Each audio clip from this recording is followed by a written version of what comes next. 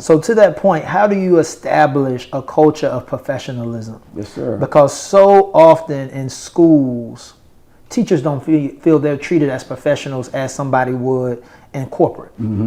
So how do you establish that culture of professionalism where teachers feel like they're treated as adults, they're treated as professionals, they're respected for their skill set, and not so much as children?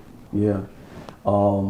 I can only reflect on my teaching experience because in a way I felt like that's how I was treated like as a child, but I also understood what my principal was trying to convey, and she was talking to me about my dress, and she's like, you dress like the kids.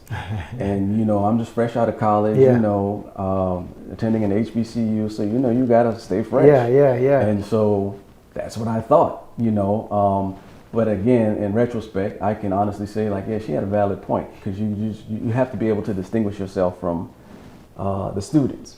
And so for me, it was just a matter of delivery, like have a different kind of conversation with me outside of the one that you did have. And so I try to afford my teachers the same thing, because I'm going to always engage with you as a professional. From the time I interview you, from the time you're onboarded, all throughout the process, like the whole idea is like you're a professional. Absolutely. That's just my expectation. Like you signed up, this is a professional setting.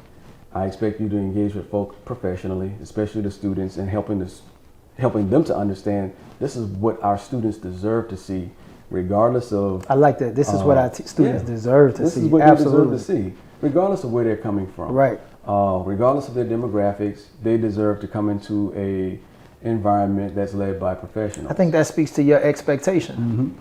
That I think it's hard for somebody to try and lead students in a classroom where you're not perceived as a professional. Absolutely. It's akin to classroom management when it's all said Absolutely. and done. You have to look the part first and foremost. You got to look the part. Let's just put it's spoken put it out and there. unspoken. Yeah. And the kids may not admit it, but it matters. It matters to them. It matters to them. And again, like I tell our faculty, I say, I'm not expecting you to come in here like you just stepped off of the cover of GQ or Vogue, but don't come in here like you just rolled out of bed either. Absolutely. Some of them will try. I've had people who would try that. It's disrespectful. Yeah. Be respectful. Be respectful in your attire.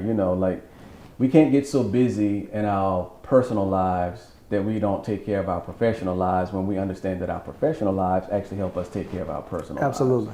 So it's like it goes hand in hand. And so you manage your personal life in such a way where you have time to do your hair. You have time to put on clothes that are ironed, that kind of stuff. I think it's almost like being an elected official. Yeah. Like these are our constituents.